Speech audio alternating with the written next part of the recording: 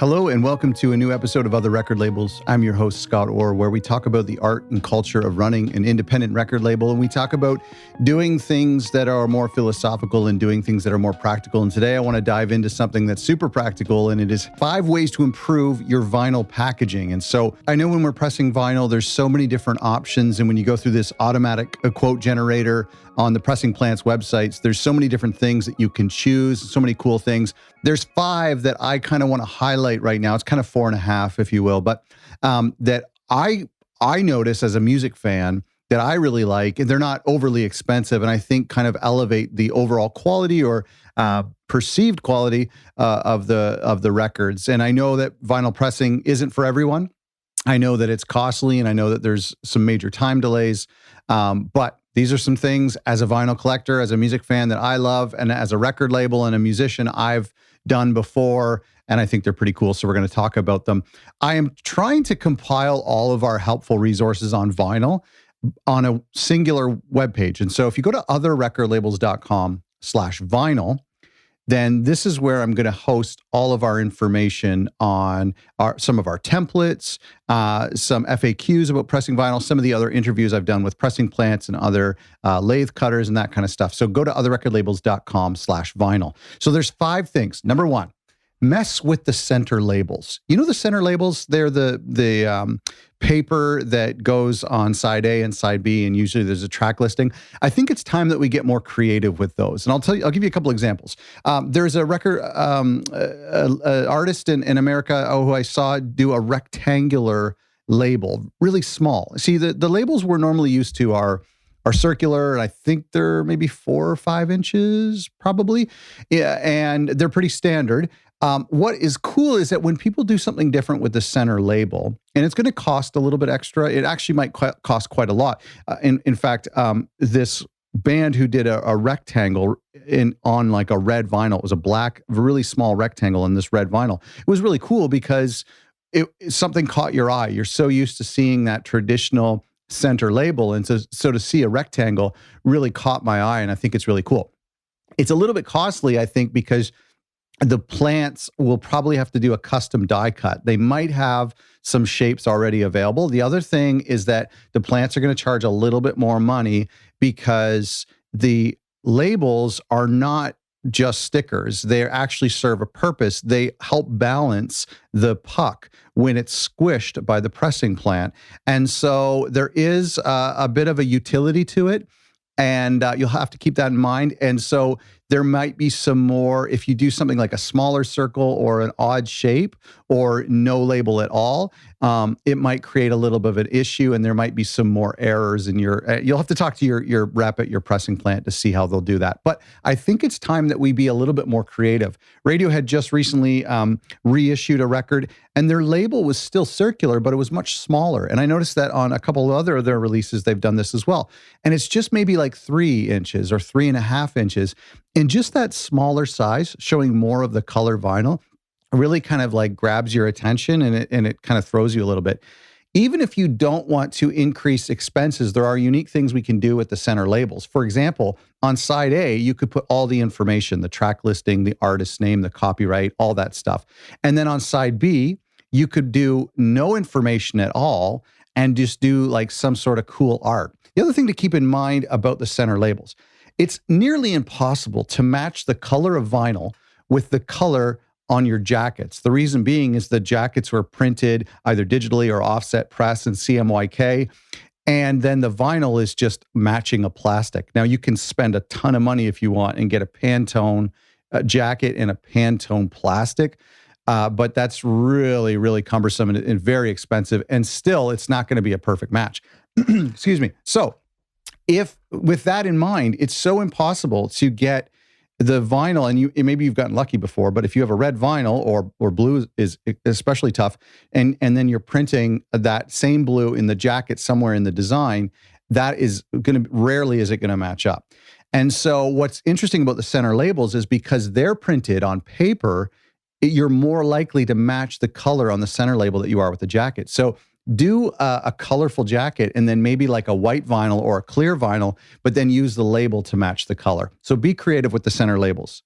Let's move on. Number 2 is using reverse board jackets. I don't know if you're finding this boring, but this is the kind of stuff that gets me really excited. What is reverse board? Okay, so go down to your record collection or over to your record collection, wherever it is, and feel a lot of the jackets. Most, like 75 to 80% of the jackets are going to be kind of glossy and shiny.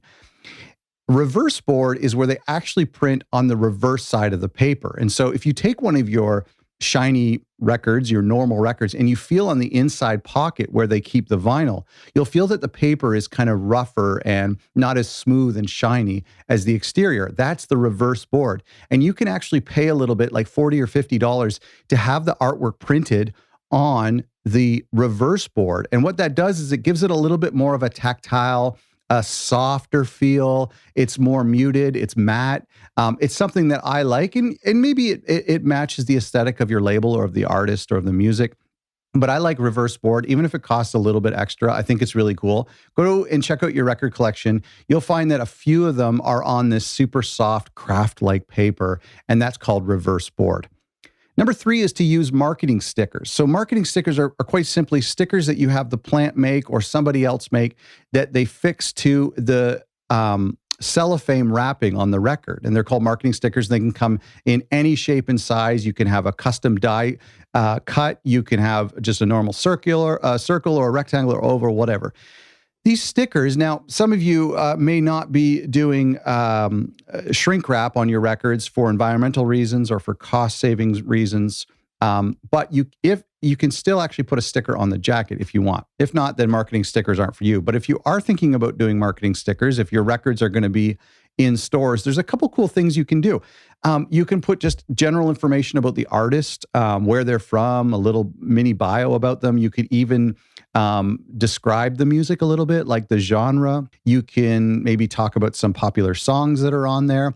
Another thing that I've seen people use the marketing stickers for is to be creative with the design and to take the design of the album cover and carry it through onto a sticker. So it's like a hologram, or it's a gold sticker or a silver sticker or something really cool that's on the cover that accentuates the design that's underneath the sticker. And so it may have no information or no barcode on the marketing sticker at all. It just carries through the design of the packaging. That's a cool thing to do.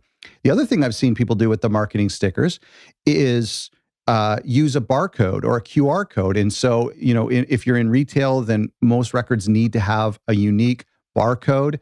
And so if you don't want to put it on the design, or if some records aren't being shipped to retail, then you could put the barcode on the marketing sticker and just put those marketing stickers on your retail copies. And you don't have to put them on the copies that ship directly to fans or that the bands take on tour. And so the other thing I've seen people use marketing sticker for is incorporating all of those. They carry the design through into the sticker. They describe the album a little bit, the genre, and they've put a barcode on there. I've even heard, and I think this is really cool, I've talked about this before, I think more bands should be putting QR codes that link to the Spotify page so the artist, or so the music fan in the record store can sample the album, or maybe link to your SoundCloud or a YouTube. And so if you're in retail, somebody sees this big marketing sticker and it's got a barcode and it's got the artist's name and a description of the album and maybe what it sounds like, even maybe like other artists that it sounds like if you want to, and then maybe a tiny QR code that they can scan and quickly sample the record while they're standing there in the retail store. So that's some things to think about. Marketing stickers aren't hugely expensive, and they can kind of add to the overall experience of the record. Number 4 is to include like a print or a small booklet. This is cool because paper products are super cheap. It's really simple and inexpensive. You can even do it at home. You could print on an 8.5 by 11 black and white and fold it a certain way and include like an autograph note from the artist, or you can have the lyrics printed off, or you could pay a print house or just like a photocopy place to make some cool little booklets that either the pressing plant slips into the jacket, or maybe you include in the shipment. Or if you're not getting them shrink wrapped, then you can put them in yourself. And these are things you could hand number. You can make them for the first 50 orders or something like that. But paper products are so cheap. Maybe it's like a print that's like 12 by 12 or 10 by 10 that can fit into the jacket. I've done that before. by the artist who designed the album cover. We did the original art as a print, and it was hand numbered and signed by the artist. And we did that for the first 50 copies. Super cool. The final thing, and this isn't necessarily having to do with the packaging, but I've talked about utilizing our test pressings more. And I think it's really important. When you are pressing vinyl, you're going to get 5 or upwards of 10 test pressings. Now, we talk about test pressings on another episode, so go search for that if you want, about why they're important and what you're supposed to do with them. But after you've utilized them as their intended purpose, which is to test the audio, you now have these copies. Now, you can give them to the band.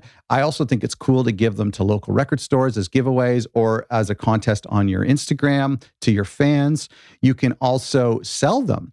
You can sell them for a certain price a year later, or you can sell them even a couple months before the album comes out for a higher price so that somebody gets the album, an advance copy of it before anyone else. So there's lots of things you can do to recoup some of the costs of pressing vinyl by selling these test pressings or by giving them away, or you could just give them out to people who have helped out with the process of making the record. Maybe it's the producer, maybe it's the band's manager or the band's mom, something like that. So don't just let the test pressings be stored away in the garage. Utilize them while the album is top of mind.